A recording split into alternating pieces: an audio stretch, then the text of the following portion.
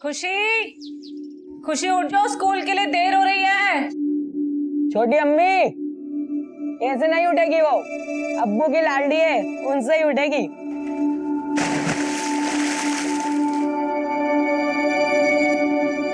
अजय सुनते हो? हाँ आपकी लाडली बेटी उठ नहीं रही है, जाके उसे उठाइए। हाँ आता हूँ। जल्दी आइए, तो स्कूल के लिए देरी हो रही है। हाँ आया। फरहीन, आज बहुत देर हो गई उठने में और समीर के स्कूल की ड्रेस भी इस्त्री करनी बाकी है। कोई बात नहीं आपा, मैं इस्त्री कर दूंगी। और हाँ, नाश्ता भी तैयार कर देती हूँ। तुम पूरे घर को कितने अच्छे से संभालती हो। हाँ, मेरी तारीफ करना बंद कीजिए और जाके अपनी लाडली को उठाइए। जो हुकुम बेगम साहिबा। खुशी, ओ खुशी। अच्छा, हो। इसका मतलब खुशी की नींद खुल गई है पर आंखें नहीं खुली अब तक। अभी तुझे उठाने के लिए गुदगुदी को बुलाना पड़ेगा। ये लोग, गुदगुदी की ट्रेन आ गई, झुक झुक झुक झुक झुक झुक झुक दौड़ने लगी। अब्बू की प्यारी शहजादी, नाम जिसका।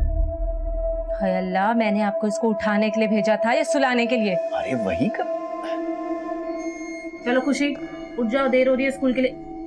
देखो, फिर से इसका नाटक चालू हो गया। आप तो दोनों आंखें खोल दे मेरी माँ। चल उठो। अभी इस वाली आंख में थोड़ी नींद बच्ची है हमने। हाँ, हंसो हंसो। जब इसकी शादी होगी ना, तब आपसे पूछूंगी कि इसकी सास इसे गोद में बिठाती है या फिर चूल्हा चौका कराती है। अरे अगले 10-12 साल तक बाप बेटी की जोड़ी नहीं टूटने वाली, और जब इसका जोड़ीदार आएगा तब देख लेंगे। अरे जाओ जाओ भाई, जल्दी उठाओ, देर हो रही है स्कूल के लिए। अपनी अम्मी को इतना सताती क्यों तुम? अरे अभी तो खोल दे आंख।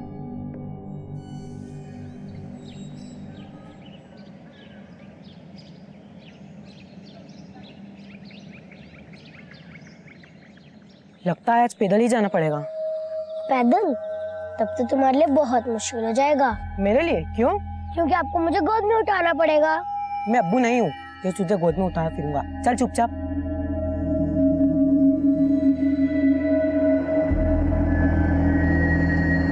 भाईजान, देखो टेम्पो आ रहा है।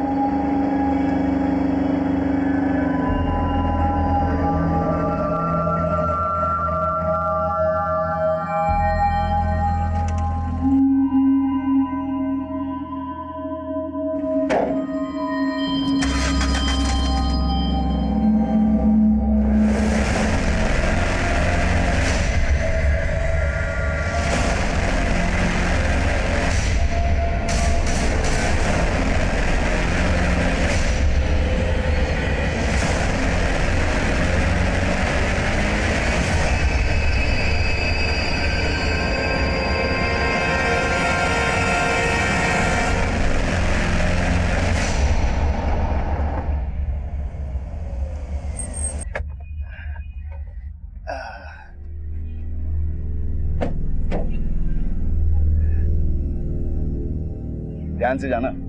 आप तो ऐसे बोल रहे हैं जैसे मैं पहली बार जा रही हूँ। रोज काम पर जाती हूँ। अल्लाह हाफिज। अल्लाह हाफिज।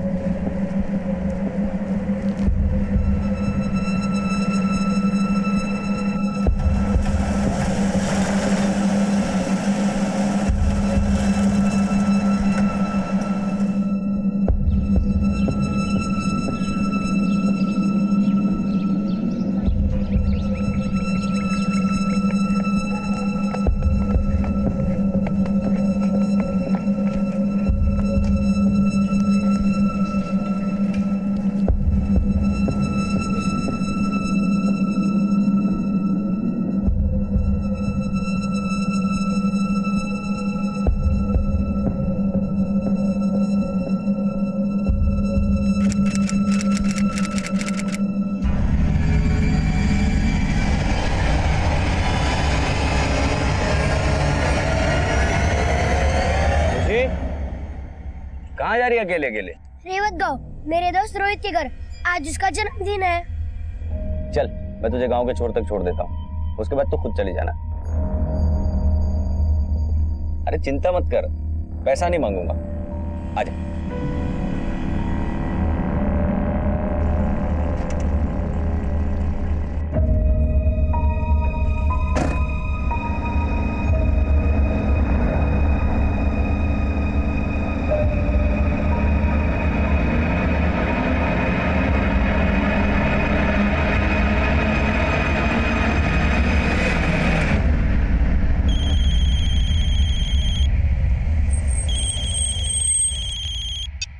हाँ फरीन बोलो।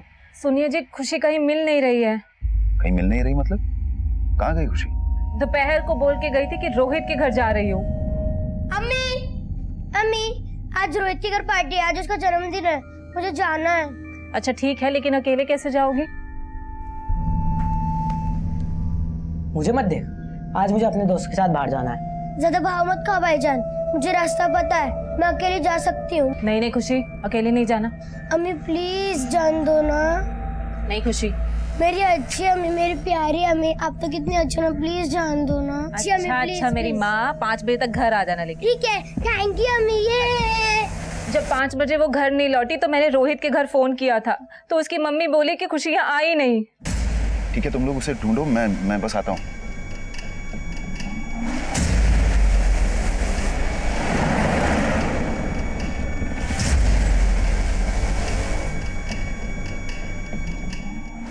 पापा,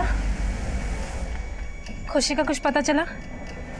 नहीं फरीन, हमने रोहित के घर तक का पूरा रास्ता छान मारा, रोहित के घर भी जाकर आए, लेकिन खुशी का कुछ पता नहीं चला।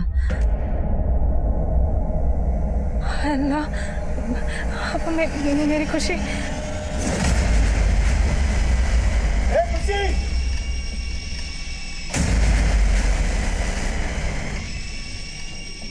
खुशी,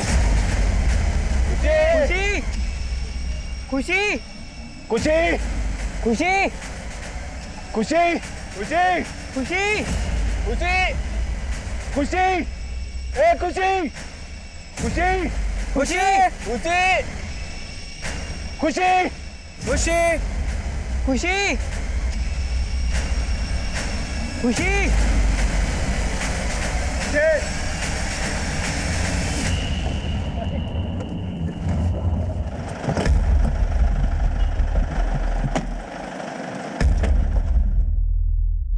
खुशी 2 बजे के करीब निकली थी घर से। उस समय मैं और समीर घर पर ही थे। वैसे खुशी गई कहाँ थी? अपने दोस्त रोहित के घर। बोल रही थी उसकी बर्थडे पार्टी है, लेकिन मैंने रोहित के घर फोन किया तो उसकी मम्मी ने बोला कि खुशी यहाँ आई नहीं। हमने जंगल में भी जाकर उसे ढूंढा साहब, लेकिन हमें हमारी खुशी कहीं नहीं मिली। आप जल्दी कुछ कीजिए साहब, वो सिर्फ 9 साल की है और कल दोपहर से गायब है। गफूर, खुशी अगर रास्ता भटकती तो अब तक मिल जाती। शायद उसे किसी ने अगवा किया। क्या कोई ऐसा है जो ऐसी हरकत कर सकता है? किसी के साथ कोई दुश्मनी, कोई झगड़ा, किसी पे कोई शक? नहीं नहीं साहब, हमारी तो किसी के साथ कोई दुश्मनी नहीं है। गफूर एक मामूली टैक्सी ड्राइवर है, तो फिरौती के लिए किडनैपिंग के चांसेस काफी कम है। गफूर और उसकी फैमिली के सभी लोगों की डिटेल्स निकलवाओ। हो सकता है उनका किसी के साथ कोई इशू हो, जिन्होंने खुशी को अगवा किया। एक काम करो, 2 सर्च टीम तैयार करो। एक टीम गांव के घरों की तलाशी लेगी और दूसरी जंगल की। और पेट्रोलिंग टीम को इन्फॉर्म करो कि गांव के बाहर जाने वाले हर रास्ते पर चेकिंग करें। खुशी को गायब हुए 15 घंटे से ऊपर हो चुके हैं। आई होप कि उस बच्ची के साथ कुछ गलत ना हुआ। तब तक मैं खुशी के दोस्त रोहित से बात करता हूँ। Okay sir.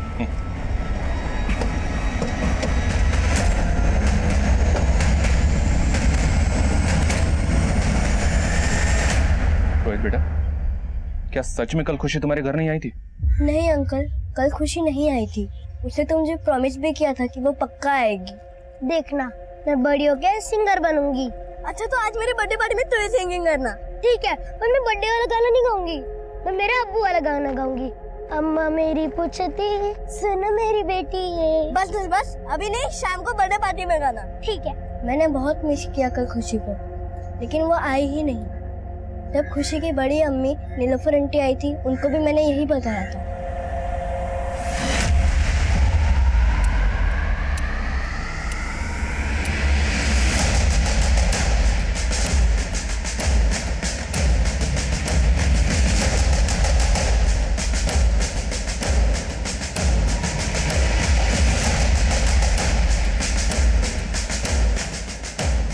गफूर भाई के परिवार से ज्यादा बातचीत नहीं हमारी, और मैं तो अपने बच्चों को अब खुशी के साथ खेलने भी नहीं देती। ऐसा क्यों? क्योंकि साहब उन्होंने 2-2 शादियां की है और दोनों बीवियों को एक साथ रखते हैं। कल को हमारे बच्चे हमसे पूछेंगे कि उनकी दूसरी अम्मी कहाँ है, तो बच्चों पे गलत असर पड़ेगा ना, इसलिए हम खुशी के साथ नहीं खेलने देते अब बच्चों को।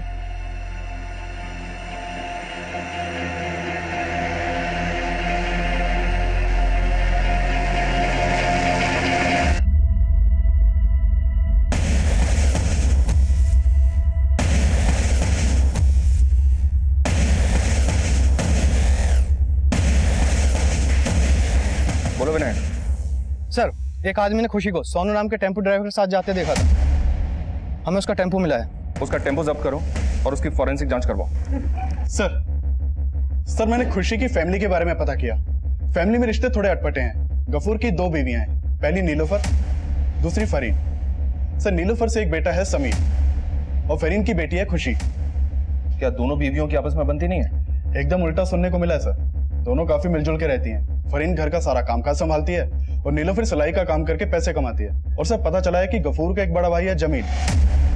सर इन दोनों की आपस में बनती नहीं है। सर गफूर की दूसरी शादी से उसका बड़ा भाई जमील काफी नाराज था। दोनों भाइयों में बातचीत भी बंद थी और कल से जमील शहर में भी नहीं है। तो फिर कहाँ है? सर जमील से फोन पे बात हुई। उसने बताया कि वो चंडीगढ़ में है। सर जमील भी गफूर की तरह टैक्सी चलाता है। बोला टूर पे है, 3 दिन बाद वापस लौटेगा। अरविंद एक काम करो, जमील और गफूर की दोनों बीवियों के आपस के तालमेल को समझो। लेकिन सबसे पहले हमें यह पता करना है कि सोनू नाम का टेम्पो ड्राइवर आखिर है कहां, क्योंकि आखिरी बार खुशी उसी के साथ देखी गई।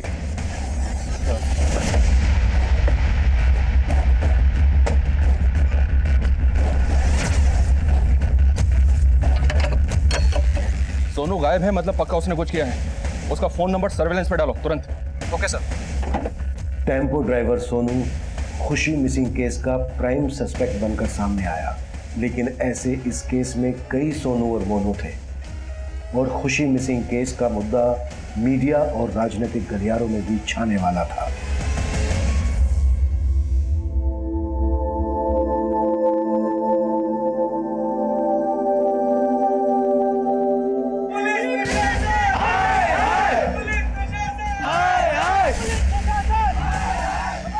गुमशुदा खुशी को ढूंढने में पुलिस अब तक असफल है और जैसे कि आप मेरे पीछे देख रहे हैं, लोगों का आक्रोश बढ़ता ही जा रहा है। हमारी खुशी वापस लो। सर आप खुशी को ढूंढने के लिए क्या कदम उठा रहे थे? पुलिस मीडिया और जनता पुलिस का प्रेशर बढ़ा रहे थे और काफी कोशिशों के बाद खुशी को ढूंढ लिया गया, लेकिन जिस हाल में वो मिली उससे लोगों का गुस्सा 7वें आसमान पर पहुंचने वाला था।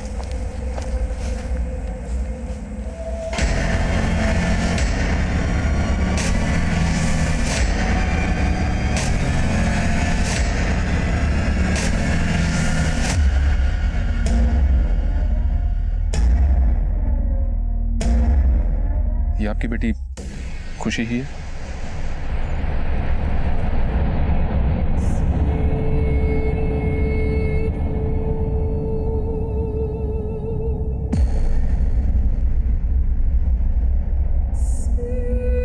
चंदा कहीं जाता नहीं, तारे कहीं जाते नहीं, ये तो आग में चली का खेला है।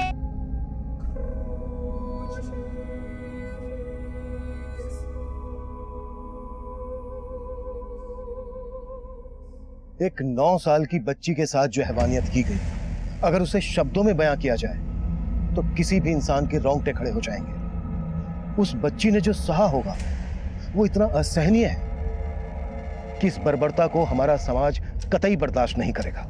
खुशी का परिवार, जनता और मीडिया बार बार खुशी के लिए इंसाफ की गुहार लगा रहे थे, जिसके बाद होम मिनिस्ट्री के ऑर्डर पर इस केस को इन्वेस्टिगेट करने के लिए एसआईटी का गठन किया गया और इस केस की अगुवाई मुझे सौंपी गई।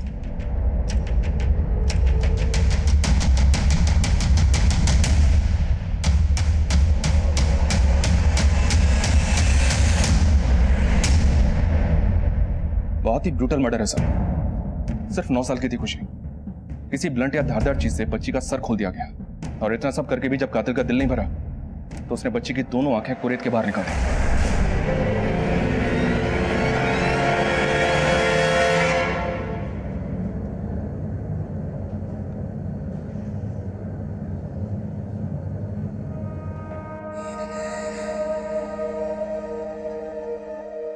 उसकी आंखें देखते ही सबको प्यार आ जाता था। कौन होगा वो वैशी जिसने मेरी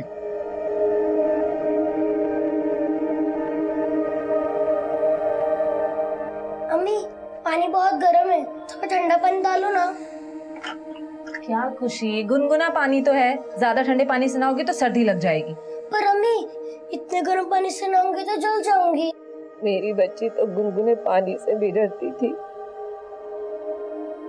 उसे उन लोगों ने तेजाब से नहला दिया। जरा सा भी तरस नहीं आया उन्हें। खुशी जरूर किसी दुश्मनी का शिकार हुई है। वो टेम्पो ड्राइवर सोनू, जो खुशी की हत्या के बाद से अपना मोबाइल फोन बंद करके गायब है, उसका कोई मोटिव? सोनू पहले भी चोरी के केस में अंदर हो चुका है, पर उसका कोई मोटिव दिखाई नहीं दे रहा सर, क्योंकि खुशी के पिता सोनू को जानते तक नहीं। सोनू के टेम्पो की फॉरेंसिक जांच की, पर उसमें कोई एविडेंस नहीं मिला, और ना ही क्राइम सीन पर कोई मर्डर वेपन या ऐसा कुछ मिला जो कातिल के अगेंस्ट एविडेंस बन सके। खुशी की पोस्टमार्टम रिपोर्ट नहीं आई अभी तक। वाई? प्रेशर बढ़ाओ। प्राइमा फेसी में तो ये लग रहा है कि खुशी का मर्डर बदला लेने के लिए किया गया है। खुशी के फादर सोनू को नहीं जानते, और हो सकता है उनका कोई दुश्मन सोनू को जानता हो। लेकिन सर गफूर के मुताबिक उसकी किसी से कोई दुश्मनी नहीं थी। बदले का गोश्त ठंडा करके खाया जाता है ओमकार, शायद कोई बहुत पुरानी दुश्मनी हो सकता है सर। गफूर की उसके बड़े भाई जमील से बिल्कुल नहीं बनती थी, इस बात को पूरा गांव जानता है। जमील? बुलाओ जमील को, शुरुआत उसी से करते हैं। साहब आपको लगता है उस बच्ची के साथ मैंने किया ये सब, अपनी भतीजी के साथ? कभी भतीजी माना था उसे? आपका अपने भाई गफूर के साथ क्या फसाद है? हमारे फसाद की जड़ है गफूर की दूसरी बीवी फरहीन। 10 साल हो गए साहब, उसने जो कुछ किया भूला नहीं हूं मैं। हम पहाड़ी हैं साहब, और वो फरहीन, उसकी तो जात का भी पता नहीं है किसी को। उसने गफूर को फुसलाकर उससे शादी कर ली, और ना जाने क्या जादू किया। गफूर की पहली बीवी नीलोफर और उसके बेटे समीर को भी अपने साथ कर लिया। वो हमारे कुनबे के लायक नहीं थी, नस्ल खराब करके रख दी हमारी। मतलब माँ की रंजिश बेटी से निकाली, सर खोल दिया उसका, आंखें नोच डाली। इतनी नफरत भरी है तुम्हारे अंदर? साहब ये आप मुझ पर गलत इल्जाम लगा रहे हैं, मैं तो उस वक्त यहाँ था भी नहीं। और अब कहीं जाना भी मत, यहीं गांव में रहना, नहीं तो अगला टूर जेल का करोगे, समझे? निकलो अब।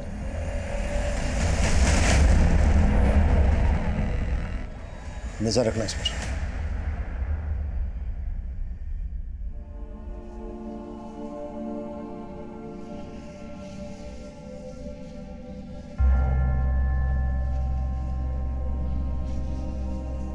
खुशी, एक अरे कहाँ गई ये लड़की?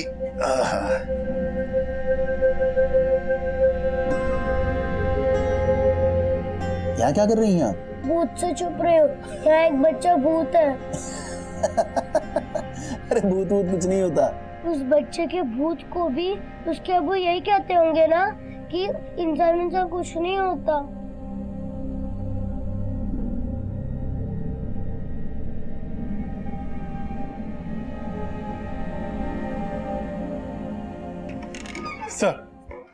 सर मैंने सोनू के मोबाइल का IMEI नंबर सर्विलेंस पे डाला था।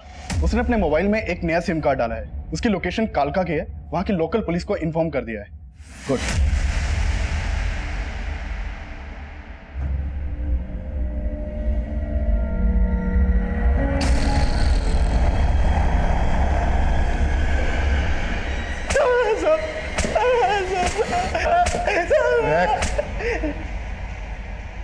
साहब मैंने कुछ नहीं किया साहब, माना मैंने बच्ची को लिफ्ट दी थी, लेकिन वो गांव के छोर पे उतर गई थी। जब मुझे पता चला कि वो बच्ची गायब हो गई है तो मैं डर गया था साहब। मुझे लगा सब मुझ पे शक करेंगे, क्योंकि मैं पहले भी जेल जा चुका हूं और खुशी को आखिरी बार मेरे साथ देखा गया था, इसलिए डर के भाग गया था साहब। सोनू अपने बयान पर कायम था और हम जमील और सोनू का आपसी कनेक्शन पता कर रहे थे। खुशी के पेरेंट्स से मिलने से पहले मैं क्राइम सीन को फिर से स्कैन करना चाहता था।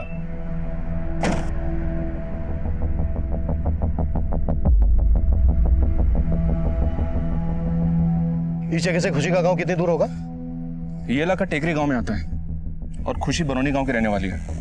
तो अब अगर यहाँ से पैदल चलना शुरू करें तो तकरीबन आधा घंटा लगेगा उसके गांव तक पहुंचने में। खुशी उस शाम को रेवाड़ गांव जा रही थी अपने क्लासमेट रोहित के घर। ओमकार, इस जगह से तीनों गांव के डायरेक्शन में सारे एरिया स्कैन करो। जो घर, दुकान, खेत रास्ते में पड़ते हैं, सब जगह पर फिर से एक बार पूछताछ करो। क्राइम सीन का सारा रेडियस खंगाल डालो। शायद कोई गवाह, मर्डर वेपन या ऐसा क्लू मिल जाए जो हमें खुशी के किलर की लीड दे। ओके?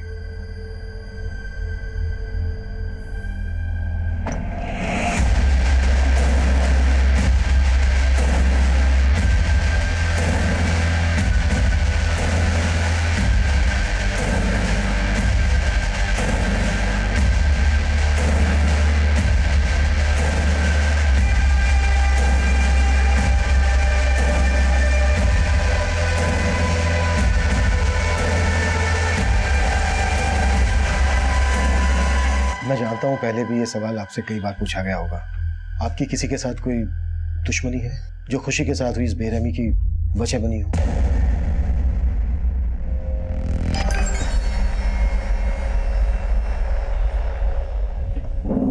समीर बेटा, हमें पता चला है आप और खुशी सोनू के टेम्पो से अक्सर स्कूल आते जाते थे। कभी सोनू की कोई बात आपको बुरी लगी हो, उसकी कोई हरकत जो आपको ठीक ना लगी हो? या स्कूल आते जाते कोई भी ऐसा इंसान जिसकी आपको कोई भी बात बुरी लगी हो, कुछ ठीक ना लगा हो? समीर बेटा, आप मुझे बताइए, कौन है वो, क्या नाम है उनका? अरे दिखता नहीं है क्या? अबे अपने सीनियर से जुबान लड़ाता है। लगता है इसकी हवा भर गई है। चल इसकी हवा निकालते हैं। चल देखते हैं इसको अभी। क्या बोला तू? हट हट हट हट। डरपोक साले, बच्चों को डराता है। डरपोक किसको बोला बे? हाँ, डरपोक किसको बोला? बोल, डरपोक किसको बोला? चल चल चल। इसका बदला ना जरूर लूंगा मैं। सिद्धार्थ और वरुण। सिद्धार्थ, वरुण, नो डाउट तुम्हारी उम्र में गलतियां हो जाती हैं, सबसे होती है। पर खुशी के साथ जो हुआ वो गुनाह है। अगर तुम लोग कुछ भी इस बारे में जानते हो, कुछ भी, तो बेटा ये सही वक्त है बताने का। सर हम मानते हैं उस दिन हमारा झगड़ा हुआ था, लेकिन हमने खुशी का कुछ भी नहीं किया। सर बच्चे हैं ये, शरारत में किसी के साथ हाथापाई कर सकते हैं, लेकिन आप लोग सोच रहे हैं किसी का मर्डर किया है इन्होंने, और वो भी इतनी बुरी तरह से। ये क्या बोल रहे हैं सर आप? सिद्धार्थ और वरुण जैसे माइनर बच्चों पर हमारा शक करना आपको अतिशयोक्ति लग सकता है, पर हमने अपने करियर में कई केसेस ऐसे देखे हैं जहां बच्चों ने भी हमें हैरान किया है। और यह अपराध सिर्फ खुशी की ब्रूटल हत्या तक सीमित नहीं था, बल्कि उसकी पोस्टमार्टम रिपोर्ट उसकी आप भी थी और भी ज्यादा भयानक थी। रेप खुशी के साथ? हाँ गफूर, और कोई एक नहीं था, गैंग रेप हुआ था।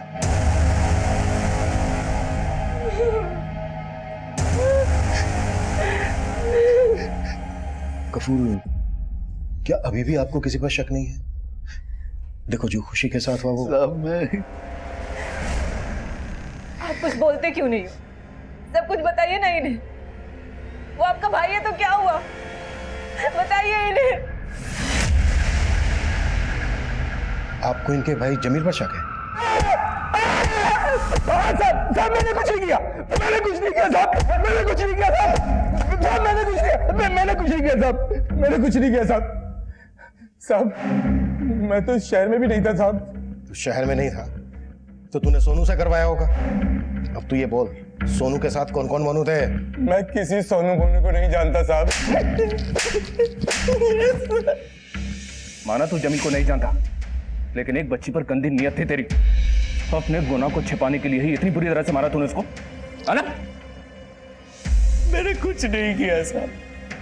अगर मुझे दुश्मनी निकालनी होती तो मैं फरीन से निकालता साहब, जिसने मुझे मेरे भाई से अलग कर दिया साहब, मेरे भाई से अलग कर दिया। तेरे कहने का मतलब यह है कि तू फरीन का रेप कर सकता था। अगर तू फरीन का रेप कर सकता था तो फिर उसकी बेटी का क्यों नहीं? नहीं साहब, मैंने ऐसा कुछ नहीं किया साहब, जी यकीन मानिए मैंने कुछ नहीं किया साहब। खुशी की बॉडी पर एसिड इसलिए डाला गया होगा ताकि सीमेंट डिस्ट्रॉय हो जाए, लेकिन फिर भी खुशी की बॉडी पर सीमेंट के ट्रेसेस मिले, वो भी एक नहीं, तीन लोगों। इन दोनों का डीएनए ले लो, अगर किसी एक का भी मैच हुआ तो बाकी दो तक पहुंचना आसान हो। हम अपने शक की पुष्टि करने के लिए किसी को भी नहीं छोड़ रहे थे और क्राइम सीन के पास की गई छानबीन और पूछताछ भी धीरे धीरे रंग ला रही थी।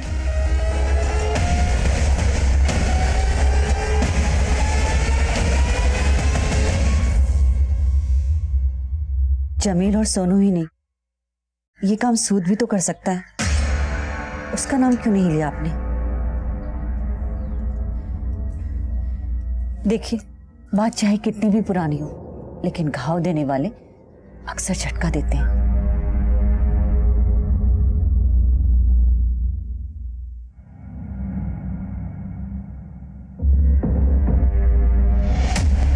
ये ब्रेसलेट क्राइम सीन से 200 मीटर की दूरी पर मिला है। पहले नजर में नहीं आया था सर, लेकिन अभी कह नहीं सकते कि ये क्राइम होने के बाद के दिनों में किसी का गिरा या क्राइम करते वक्त ही किसी का गिर गया। इसका साइज देखकर तो यही लग रहा है कि इसे कोई हट्टी कट्टी कलाई वलाई पहनता था। अगर इस ब्रेसलेट में कोई बाल या चमड़ी का टुकड़ा मिल जाता है तो उससे भी डीएनए मैच हो सकता है। एक काम करो, इस ब्रेसलेट का साइज और फोटो लेकर इसे फोरेंसिक के लिए भेज दो और खुशी के परिवार वालों को भी दिखाओ, शायद वो बता सके इसे कौन पहनता था। इस ब्रेसलेट को पहचानते हैं आप? शायद कभी किसी की कलाई पे बंधे देखो। खुशी की फैमिली ने ब्रेसलेट को आइडेंटिफाई नहीं किया। अब देखते हैं कि फॉरेंसिक टेस्ट में क्या होता है। आसपास के सुनार और ज्वेलरी शॉप पर भी पता करो, शायद वहां से पता चल सके कि ये ब्रेसलेट किसे और कहां से बेचा गया। हेलो सर, जिस जंगल में खुशी का गैंगरेप और मर्डर हुआ था वहां अक्सर रेवड़ी गांव के कुछ लड़के आकर नशा करते हैं। सर बिल्लू, पिंटू और कुंदन तीनों लड़कों के नाम है। सर इन लड़कों के घर वाले नहीं, पूरे गांव वाले इनकी नशे की आदत से तंग आ चुके हैं। सर एक नंबर के बिगड़ैल और ज्वारी हैं तीनों। खुशी की बॉडी पर भी 3 लोगों का डीएनए मिला था। उठा लो तीनों को।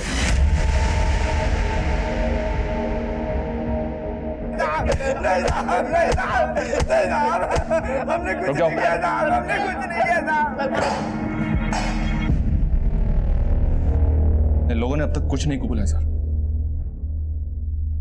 2 मिनट देता हूं, अगर सच नहीं बोला तो कभी अपने पैरों पर खड़े नहीं हो पाओगे, जिंदगी भर रेंगते रहोगे।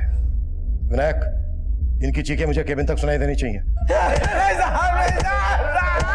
हमने कुछ नहीं किया था। बिल्लू, पिंटू और कुंदन अपना गुनाह नहीं कबूल कर रहे थे और खुशी के स्कूल के बच्चों से लेकर उस जंगल से गुजरने वाले हर एक इंसान, जंगल में लकड़ी काटने वाले, हिस्ट्री शीटर्स, चाइल्ड ट्रैफिकिंग में इन्वॉल्व क्रिमिनल्स, सबके डीएनए लिए जा रहे थे। और साथ ही साथ हम उस ब्रेसलेट से भी खुशी के अपराधी तक पहुंचने का प्रयास कर रहे थे। तभी एक और स्ट्रॉन्ग सस्पेक्ट हमारी लिस्ट में जुड़ा। सर जिस जंगल में खुशी की लाश मिली थी वहीं पास के गांव में एक पंकज सूद नाम का आदमी रहता है, पेशे से जौहरी है। ब्रेसलेट से क्या कनेक्शन बनता है उसका? सर ब्रेसलेट से तो नहीं, लेकिन पता चला है कि पंकज सूद लोगों को पैसा सूद पे देता है। गफूर के साथ बहुत पुरानी दुश्मनी है इसकी। दोनों के बीच पैसों को लेकर झगड़ा शुरू हुआ था और बात मरने मारने तक आ गई थी। अगर ऐसा है तो गफूर ने उस पर शक क्यों नहीं जताया? गफूर और पंकज सूद को साथ में बुलाते हैं, अलग अलग बिठाकर क्रॉस क्वेश्चनिंग करते हैं, फिर देखते हैं सच में से कितना झूठ निकलता है। सर गफूर ने मुझसे पैसे उधार लिए थे। पहले तो वक्त पर ब्याज दिया करता था, लेकिन कुछ टाइम बाद उसने ब्याज देना बंद कर दिया और कर्ज की रकम लौटाने को भी तैयार नहीं था। मैं उसकी पाई पाई लौटाना चाहता था साहब, और जहां तक हो सका मैंने ब्याज भी दिया, लेकिन उसका इरादा ही कुछ और था। वो मुझे अपने एहसान तले लाकर मेरी बीवी नीलोफर के साथ इसी बात को लेकर हमारी लड़ाई हुई। सर लड़ाई हुई जरूर थी, लेकिन जो इल्जाम मुझ पर लगाया गया था वो बेबुनियाद और झूठा था, ताकि इसी बहाने कर्ज की रकम लौटाने से बच जाए, और वही हुआ।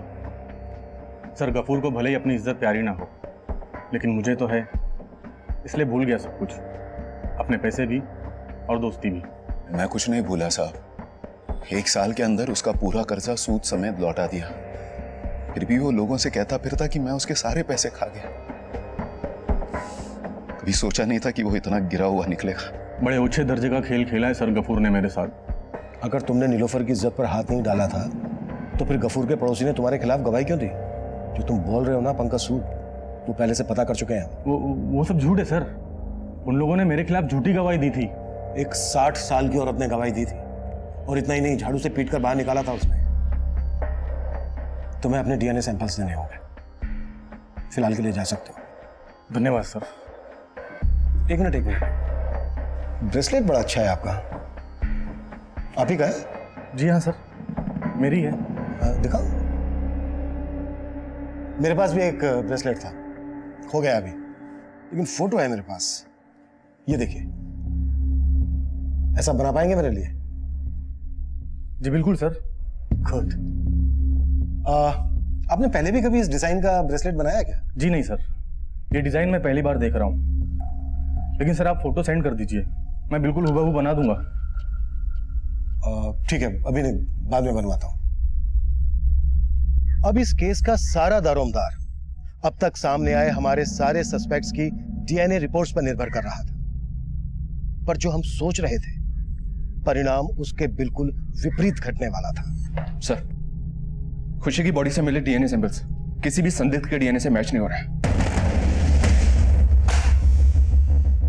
अब तक 50 से ज्यादा लोगों का डीएनए ले चुके हैं। कौन है वो जिसने एक 9 साल की बच्ची के साथ?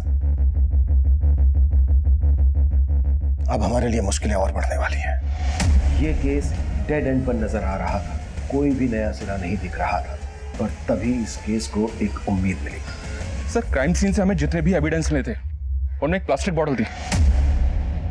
उस बॉटल में उसी एसिड के ट्रेसेस मिले हैं जिससे खुशी को जलाया गया, और उस बॉटल पे फिंगरप्रिंट्स भी हैं। Very good. इस फिंगरप्रिंट्स को सारे सस्पेक्ट के फिंगरप्रिंट से मैच करो। Right sir. बॉटल पे जो फिंगरप्रिंट्स मिले हैं वो किसी भी संदिग्ध से मैच नहीं हो रहे। ओमकार, अब तक हमने सारे एक्सटर्नल एंगल से टटोले, हो सकता है मामला अंदरूनी हो। लेकिन सर, गफूर के भाई जमील के अलावा तो कोई अंदरूनी मामला अभी तक सामने आया नहीं। जमील बोल रहा था कि फरीन बाहर की है, पहाड़ नहीं है। हो सकता है मामला फरीन के बैकग्राउंड से जुड़ा। हमने पता किया फरीन के परिवार के बारे में। वो बिहार की रहने वाली है। उसके माँ बाप सालों पहले गुजर चुके हैं। फरीन से जुड़ा कोई भी ऐसा इंसान अभी तक हमारे सामने नहीं आया सर जिसका गफूर के आने जाना हो। मुझे अभी भी लग रहा है कि मामला अंदरूनी है। शायद कोई गफूर, नीलूफर और फरीन से जुड़ा हुआ इंसान है जो अभी तक हमारी नजर में नहीं आया है।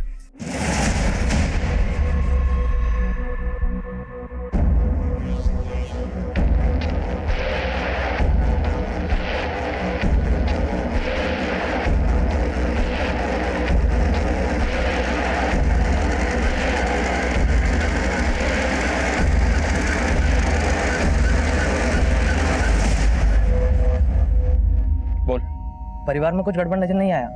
हाँ, गफूर और नीलोफर का बेटा समीर थोड़ी गलत संगत में। उसके कुछ आवारा दोस्त है जिनके साथ वो मटर गश्ती करता है। नीलोफर और फरीन के बीच घर में, या नीलोफर जहाँ सिलाई का काम करती है वहां से कुछ?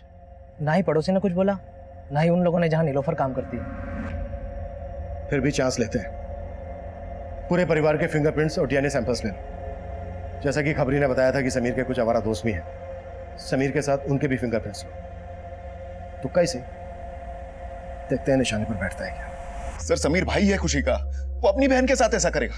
गफूर, हम सिर्फ अपना काम करें, और समीर के नहीं बल्कि तुम्हारे और बाकी सभी लोगों के फिंगरप्रिंट्स भी हम लेंगे, समझे?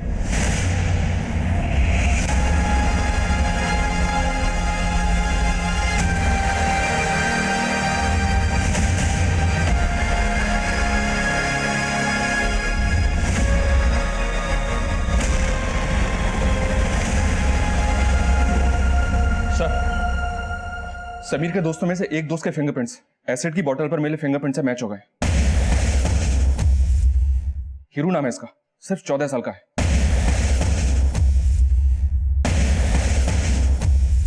ये हीरू भले ही 14 साल का है, माइनर के आड़ में बचना नहीं चाहिए। उठा लो इसे। सवाल इससे होंगे, जवाब भी ये देगा। अगर बीच में कुछ बोले तो सीधा बाहर बैठा दूंगा। सर, मैंने कुछ नहीं किया। मैंने तो अभी तक कुछ पूछा ही नहीं है। पहला सवाल, एसिड कहां से लेकर आया? एसिड? वही एसिड जो खुशी की बॉडी पर डालकर उसे जलाया गया। एसिड की बोतल पर तेरी उंगलियों के निशान मिले हैं। ये तो बेटा सोचना ही मत कि नाबालिग होने की वजह से तू बच जाएगा। और कौन कौन थे तेरे साथ? सर हमने कुछ नहीं किया, कसम से सर। सर हमने कुछ नहीं किया है सर। सर मेरी बहन थी वो, उसके साथ ऐसे कैसे करूंगा? वैसे केस सोल्व हो चुका है तुम लोगों के एक दोस्त की वजह से। विनायक लेकर आओ।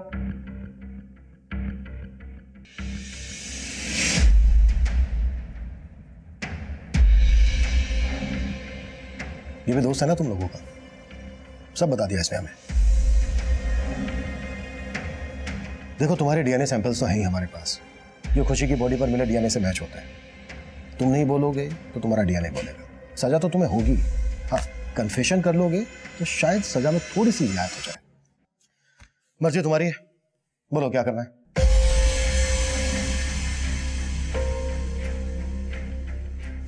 तो एसिड उस दिन हीरू लेकर आया अपने घर से, फिर ये क्या तमाशा लगा रखा आपने? क्यों जुल्म करें इन मासूम बच्चों पर? नीलूफर जी बिल्कुल सही कह रही हैं। तमाशा, जुर्म, मासूम बच्चे। सही कहूं तो इनसे ज्यादा तो मासूम मुझे आप नजर आ रही हैं। कितनी आसानी से आपने अपनी सौतन को घर में स्वीकार कर लिया, उसकी बेटी को स्वीकार कर लिया। कितना प्यार करती थी ना आप खुशी से। एक बात पूछनी थी नीलूफर जी आपसे, जिस दिन खुशी गायब हुई उस दिन आपने अपनी फैक्ट्री से आधे दिन की छुट्टी क्यों ली थी? कहां गई थी आप? ये कॉल रिकॉर्ड्स इन्होंने कच्चा चिट्ठा खोल कर रख दिया है तुम सब लोगों का। उस दिन तुम सब एक ही जगह पर एक साथ थे। कहानी खत्म नीलूफर जी, नाटक का पर्दा गिरने वाला है। बेहतर यही होगा कि जो जो सच है वो स्वीकार कर दो। बोलिए, ऐसी भी क्या दुश्मनी थी उस मासूम बच्ची से जो इतनी बेरहमी से निकाली आपने?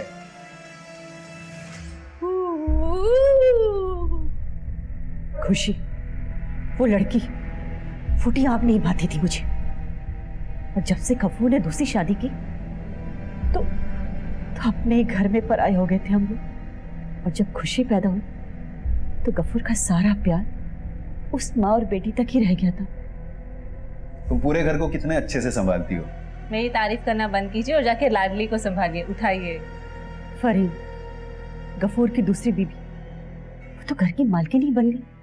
मैं चाहती थी कि जैसे उसने मेरा घर उजाड़ा है मैं भी उसका घर उजाड़ूं। इसलिए मैंने खुशी को खत्म करने का सोचा, ताकि उसे पता चले कि जब किसी की प्यारी चीज छीन ली जाए तो उसे कैसा लगता है।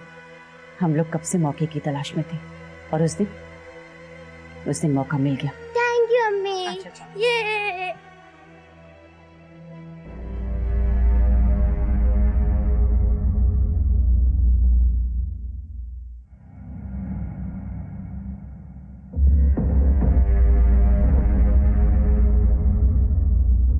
अम्मी खुशी निकल गई है, रोहित के घर जा रही है। मैं फौरन छुट्टी लेकर निकली। खुशी मुझे गांव के छोर में मिल गई। खुशी, बड़ी अम्मी अभी इतनी जल्दी आ गई? हाँ, आज मैं तुझे बहुत बड़ा सरप्राइज देने आई हूँ। चलते। लेकिन बड़ी अम्मी आज तो रोहित का जन्मदिन है, मैं वहीं जा रही थी। कोई बात नहीं, जल्दी आ जाएंगे। मैं तुझे खुद ही रोहित के घर में छोड़ दूंगी। अभी जंगल चलते, वहां जाकर मोर देखेंगे। मोर? चलो बड़ी अम्मी जल्दी चलो जल्दी।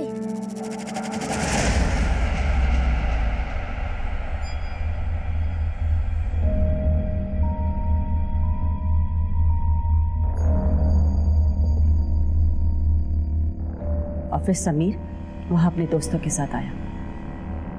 बड़ी अम्मी मोर कहाँ है? चुप, खबरदार जो मुझे बड़ी अम्मी कहा तो।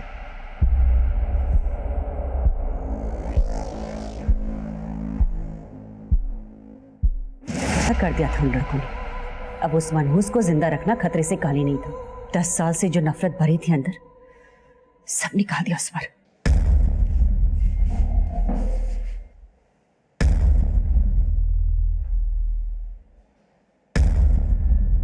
तेरे दिल में अगर इतनी नफरत थी तो मुझे मार देती। मेरी खुशी को क्यों मारा? उस खुशी और उसकी माँ के लिए तुमने मेरा और मेरे बेटे की खुशियों का गला घोटा, तो उस खुशी को तो मरना ही था ना। तुमने सिर्फ मुझसे मेरी बेटी ही नहीं, मेरा बेटा समीर भी छीन लिया। और तू इतनी गिर गई कि उससे उसी की बहन का।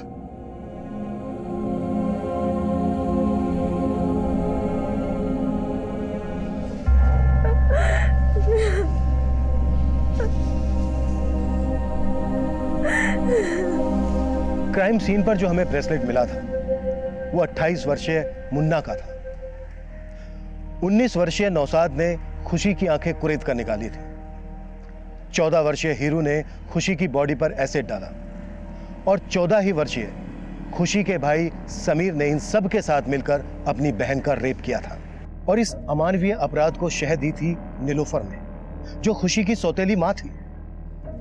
भला एक मां का, एक स्त्री का स्तर इतना नीचे कैसे गिर सकता है कि वो अपने ही बेटे से एक बच्ची, जो उसके बेटे की सौतेली बहन भी है, उसका रेप करवाए। पर यह सच कल्पना से परे है।